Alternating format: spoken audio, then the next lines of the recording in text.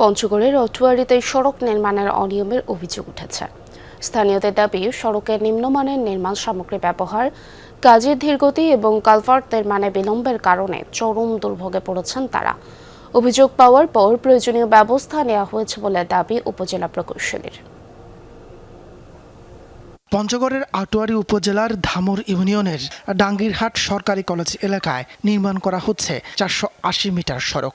বৃহত্তর দিনাজপুর অঞ্চলের গ্রামীণ অবকাঠামো উন্নয়ন প্রকল্পের আওতায় প্রায় 66 লাখ টাকা ব্যয়ে দুটি কালভার্ট সহ সড়কটি নির্মিত হচ্ছে।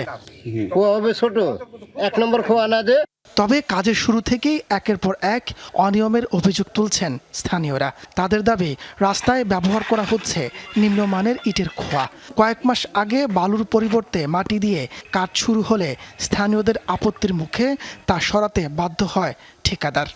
বড় বড় খোয়া, কয়দিন তো হাঁটাহাঁটি করতে খুব সমস্যা হয়ে গেল। খুবই ভাঙ্গা, অসুবিধা, লোকের যাতে জুমার নামাজ টামাজ কিছু পড়বা পারে না। আবার বালু ফলাইছে, বালু ফলানোর পর আবার কোয়াটা ফলাইছে, কোয়াটা দিছে বড় বড়।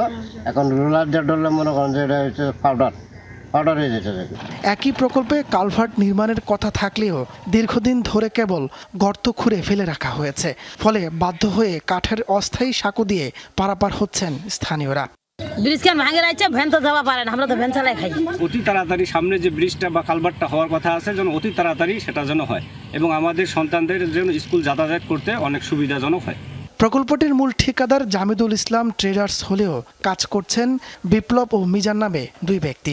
কাজের অনিয়মের বিষয়ে নানা অজুহাত সাব কন্ট্রাক্টরের।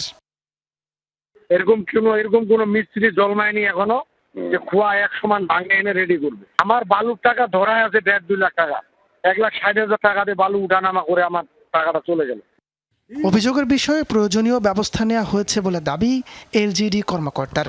জমি নিয়ে জটিলতায় কাজ কিছুটা বিলম্বিত হয়েছে বলে জানান তিনি। এটা যখনই আমরা খবর পেয়েছি সঙ্গে সঙ্গে ব্যবস্থা নিয়েছি এবং মাটি অপসারণ করে পরবর্তীতে বালি ফিলিংয়ের কাজ করা হয়েছে।